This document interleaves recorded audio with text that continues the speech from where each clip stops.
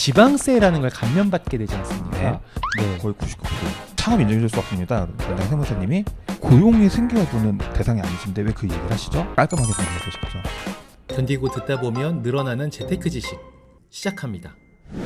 우리가 창업하고 얼마 네. 안 돼서 이제 사업용 부동산을 취득하게 되면 네. 이제 지방세라는 걸 감면받게 되지 않습니까? 네. 근데 실제로 현장에서는요, 지방세 감면 받으러 갔는데 해당 공무원이 무슨 소리냐, 감면 안 된다 이거, 이렇게 얘기해가지고 세금 내시는 분들이 꽤나 있다고 하더라고요. 이거 좀 어떻게 해야 되는 건가요? 꽤나가 아니라 네. 거의 99%입니다. 아, 그래요? 네.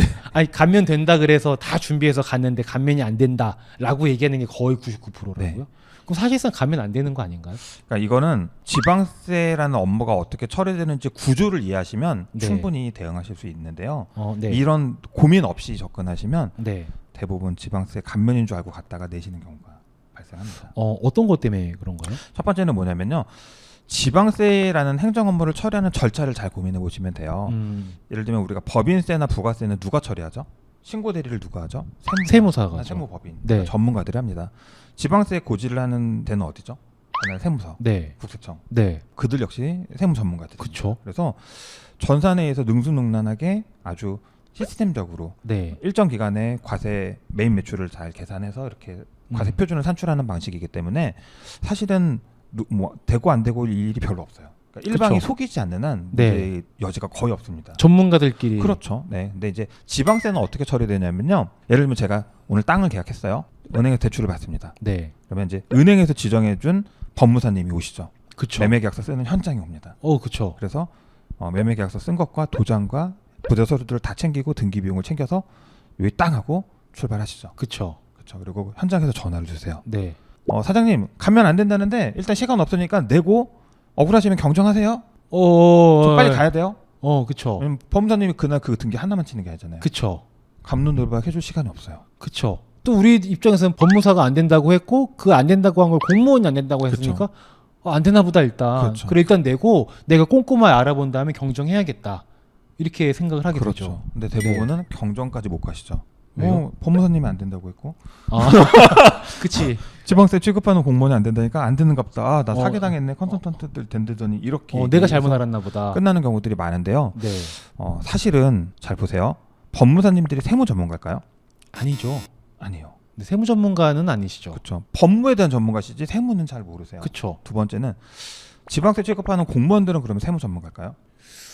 그분들은 그래도 그 일을 담당하시는 분들이 아니죠. 공무원 전문가지 네. 세무 전문가는 아니다라는 거죠. 아, 그런가요? 그렇죠. 그래서 지방세를 취급할 때 많이 논쟁이 되는 이유 중에 하나는 그 실무를 취급하는 프로세스 안에 세무 전문가가 없어요. 아, 그렇네요. 진짜 생각해 보니까. 네. 그리고 법인세, 소득세, 부가가치세처럼 일정 기간, 오랜 시간 준비하고 협의해서 신고하는 게 아니라 네. 정말 순식간에 끝나요. 그쵸. 네. 법무사님들이 워낙 바빠서 도장 딱 찍고 가면은 바로 워낙 바빠서 네. 어려워요. 그래서 창업 감면을 실질적으로 받을 수 있는 제일 좋은 방면은 사전에 창업 승인을 받아서 네. 미리 고지서에 감면 금액 혹은 0으로 네. 명시가 되게 나오게 만드시는 거예요. 그건 어떻게 그렇게 하시는 그래서 보통 지자체에 네. 창업 감면 해주는 부처가 있어요. 창업 네. 승인해주는 부처가 있습니다. 그래서 뭐 기업지원과나 토목과에 가셔서 공장 설립 혹은 창업 승인을 받고 싶습니다라고 하면 서류를 제출하고 일정 심사를 미리 받아서 네. 창업 감면 대상이라는 확인서를 끊어줍니다. 아, 그런 게 있군요. 네, 그러면 이제 취등록을 하시는 물건에 대해서 취등록세 감면 금액으로 고지가 나오기 때문에 논쟁거리가 없어지죠. 아, 그걸 몰라서 그냥 당일날 처리하시려고 하면 안 되는 거죠. 미리 준비를 해야 되는 거구나. 그렇죠. 네네. 그게 첫 번째. 네. 네, 그게 첫 번째고요. 두 번째는 법무사님들이 워낙 바쁘고 네. 세무 공무원들이 오만 말도 안 되는 핑계를 대면서 네. 안 된다고 하는 경우들이 있어요. 그래요. 저희도 네. 최근에 미리 준비해서 신청했는데 네. 지방세 담당 공무원님이 계속 넌 창업을 볼 수 없어요. 계속 우기시는 거예요. 이때 제일 좋은 방법은 대표님들이 싸우지 마시고 컨설턴트들이 끼지 마시고 우리 세무 전문가인 업체를 담당하는 세무사님들이 그쵸. 법령으로 조목조목 설명해 주시는 거예요. 이러이러하기 때문에 그렇죠. 되는 겁니다. 지방세 특례 제한법에 명시되어 있는 방법들이 있기 때문에 네. 대부분 이제 그 공무원분들이 얘기하시는 건 이 법령에 적혀지지 않은 내용으로 갑론을박하시거든요. 아, 그래요? 네, 그러니까 저희 최근에 사례를 보면 일전에도 이 사업 하셨는데요, 예요. 입품목 취급하셨는데요. 그러니까 창업이 아니라는 거죠. 그렇죠. 예. 근데 어. 이 기업은 이전에 개인 사업 하실 때는 도소매 업체였고 지금은 제조업이에요. 네. 그래서 저희 세무사님이 참고로 반수현 세무사님이세요. 네. 깔끔하게 정리해 주셨죠. 담당자님 지방세 특례제한법에 네. 창업을 구분하는 건 품목이 아니라 음. 산업분류 코드인데 네. 왜 품목 얘기를 하세요? 그래서 그런가요? 이렇게 얘기가 됐죠. 그러더니 그날 저녁 때도 전화를 하셔서 네. 자료를 막 달라고 하시더니 보시고 이거 창업 인정해 줄 수 없습니다. 왜요? 그랬더니 아니 도소매 개인 사업자 운영하실 때 쓰시던 직원들이 지금 법인 사업자에 와서도 근무를 하고 계신데요. 이렇게 얘기를 거예요. 그래서 또 우리 담당 세무사님이 담당자님 네. 지방세 특례제한법에는 음. 고용이 승계 여부는 대상이 아니신데 왜 그 얘기를 하시죠? 그치? 그래서 법에 없는 얘기를 왜 자꾸 하세요라고 얘기했대요. 네. 굉장히 깔끔하게 정리가 되셨죠. 그래서 그 다음 날 아침에 지방세 공무원님이 네. 이제 감면된 금액으로 고지서 발급을 해주셔서 아주 깔끔하게. 아니 근데 이런 일이 진짜 전 상상이 안 돼. 왜냐면 공무원분들이 앉아서 하는 업무가 그 일을 하시는 분들인데 어떻게 그걸 모르실 수 있지? 왜냐면 그분들은 사실은 지방세 담당 공무원은 아니에요. 그냥 그 부처에 있는 공무원들이지. 약간 이동할 수 그렇죠. 있는. 이게 재밌는 사례가 저희 올해 1월달에 있었던 사례인데요. 네. 땅을 사서 건물을 짓는 케이스였어요. 네. 땅을 사서 건물을 지으면 취득세가 몇 번 나올까요? 땅 살 때 한 번, 건물 지어서 등기 칠 때 한 번, 이렇게 두 번 나오나요? 그쵸. 네. 근데 사실은 3번 나와요. 3번. 네. 네, 우리나라는 예를 들면 전답인 땅을 사서 개발 행위를 해서 건물을 지으면 네. 땅을 살 때 한 번 나오고요. 네. 건물이 지어지면 준공이 떨어진다고 합니다. 네, 네. 준공이 건물이 떨어지면 건물만 지어지는 게 아니라 땅도 지목이 변경돼요. 그래서 우리나라는 땅이랑 건물이 동시 준공 제도이기 때문에 네. 땅이 전답에서 예를 들면 근생으로 바뀌었기 때문에 시세 차익이 발생했잖아요. 그쵸. 거기에 대한 취득세도 발생이 됩니다. 아. 그러니까 취득세가 3번 나오는 거죠. 그렇군요. 근데 3번 다 여기는 창업 벤처 기업인데요. 네. 처음에 땅 살 때 안 된대요. 그래서 똑같은 갑론을박을 했고 네. 결국 세무사님이 지방이었거든요. 네. 네. 지방까지 찾아가서 법령을 펼쳐놓고 담당 공무원이랑 설득 작업을 하셔서 네. 제가 잘못 알았습니다. 그래서 땅 살 때 75% 감면을 받았어요. 네. 이제 끝났구나 생각하고 있었는데 지방이 멀어요. 네. 건물 준공이 떨어지자마자 또 지방세과에서 또 안 된대. 건물 취득세 내라고 날라온 거예요. 어떻게 그러지? 땅 살 때 야, 이미 다 했는데. 이 몇 개월 사이에 갔더니 공무원이 바뀐 거죠. 그럴 수 있겠다. 그래서 또 지방세 특례 제한법을 펼치고 설명을 망가져서 다시 또 감면된 걸로 수정고지에 받으셔서 네. 75% 감면 받고 끝났구나 이러고 있는데 제가 세무사님 전화를 드렸죠. 네.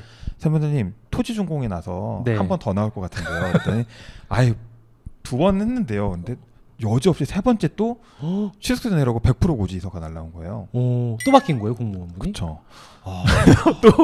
또 지방에 가셔서 지방세 특례 제한법을 펼치시고 담당 공무원과 논쟁을 하셔서 설명을 제대로 하셔서 3번 다 75% 감면을 받으셨어요. 그렇구나. 네. 저는 진짜 이게 지금 전에 한번 듣고 또 듣는 거잖아요. 네. 저희가 지금 공무원 흉 보려고 이런 게 아니지 않습니까? 그럼요. 네네. 아마 그분들도 사정이 있을 거예요. 그럼요. 네. 그분들은 나름 자기가 해야 되는 업무니까 하시는 거긴 한데 사실은 세무사들은 매일 하는 일이잖아요. 그렇죠. 네, 공무원분들은 다양한 공무 중에 하나가 이거예요. 우리나라에 땅 사서 취득세 내려오시는 분이 얼마나 있을까요? 그렇죠. 네, 그러다 보니까 근데 그 땅을 사시는 분들 중에 또 취득세 감면 사례가 얼마나 있을까요? 그렇네요. 네, 그러니까 익숙하지 않은 업무일 수밖에 없고 일단은 과세를 하고 필요하시면 억울하시면 경정을 하세요라고 요구할 수밖에 없는 거죠. 근데 경정하면 돌려는 주겠죠? 합당하면 줄 텐데요. 사실은 네. 지방세 쉽지 않아요. 그래요? 지방세 세수는 그거밖에 없어요.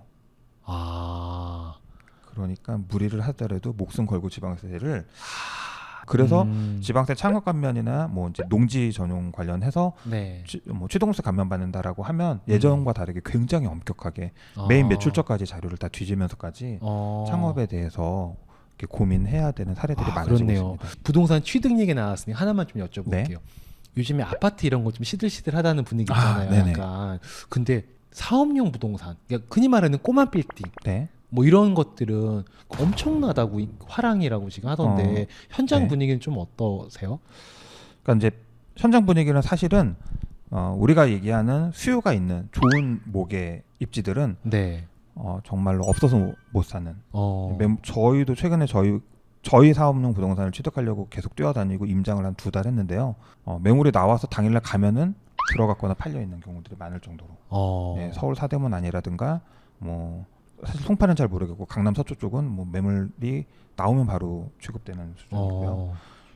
저희가 아이러니한 거는 취득 이제 그런 부동산들의 공부를 띄어서 서류를 보면은 금매물들이 아니에요. 아 그래요? 근저당 설정 금액이 거의 없어요. 90억짜리 매물인데 근저당 설정 금액이 없어요. 그러니까 금매가 아니라는 거죠. 특히나 사업용 부동산 중에서 제일 최근에 각광을 받고 있는 건 뭐냐면 근생이라는 입지로 지어지는 주택들이에요. 아, 네, 이거는 주택 멸치를 하시고 다시 건축 행위를 해서 더 많은 부동산을 취할 수 있게 더 층수를 높이고 면적을 키울 수 있기 때문에 부동산 가치를 상향시킬 수 있죠.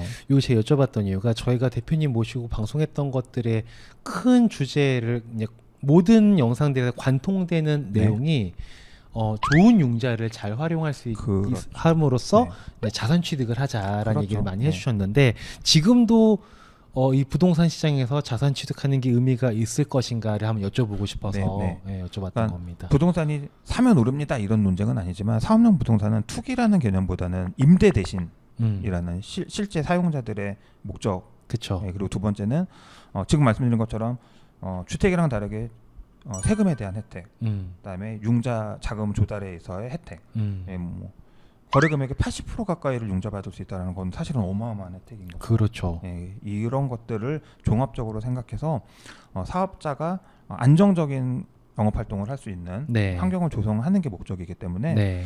뭐 투기라는 개념보다는 내가 실제 사용할 내 사업용 부동산을 마련하신다라고 생각하고 접근하시고 그런 분들이 또 많기 때문에 네. 사실은 어떻게 보면은 부동산 가격이 조금 떨어질 것 같은 시점들이 네. 내가 실제 살려는 사람 입장에서는 활용하시려는 분들 입장에서는 굉장히 좋은 투자 시점이 되는 거죠. 맞아요. 점점 이제 인식이 바뀌고 있다는 게 옛날에는 꼭 내 집이 아니어도 돼라는 분들 점점 이제 그 내 집 한 칸은 있어야겠다는 게 점점 강해지고 있잖아요. 근데 사업하는 저 같은 사람들도 굳이 왜 집은 내 집인데 자간데 왜 사무실은 월세지? 이 생각이 막 들기 시작하면서 앞으로 많이 도와주십시오.